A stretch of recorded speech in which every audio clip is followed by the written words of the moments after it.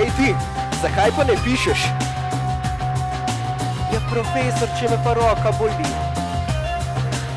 Jo, no, pol si pa punco najt. Profesor, zakaj imate pa vi roko tako nabildano? Veš kaj? Če bi bil jaz tvoj oče, bi dal zdaj tako okolo šest. O ne, če bi bil vi moj oče, bi zdaj doma kuhal kosilu, pa sem vaj ne pospravljal.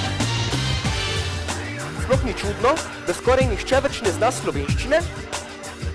Pač pa na primer samo še tukaj primorščino, pa gorenščino, štajerščino, notranščino tukaj, pa dolenščino, čefurščino, no in druge slovenščini podobne jezike. In potem, ker so se ljudje valjda pretožili, je naša razredničarka jezno privihrala v razred. Ne izgubljajmo časa! Kdo je bil? Vsi smo bili tiho in strmeli predse. Kdo je bil? Potem pa je med nočno tišino sem vendarle opogumu Tilen pa vstal. Jaz sem bil. Samo ti? Potem pa je vstal še Luka, ki je sedel dve vrsti za njim in rekel. On je bil. O, živo Janoš, kako si? Ne, Matijas tukaj. Ti poslušaj, se spomniš, ko si predlani pisal seminarsko o telenovelah? Ej, zdaj bi jo nujno rabil.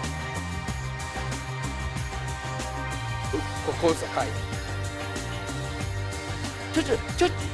A ne vem, jaz malo preveč, kaj počneta vidva s tvojo Miciko?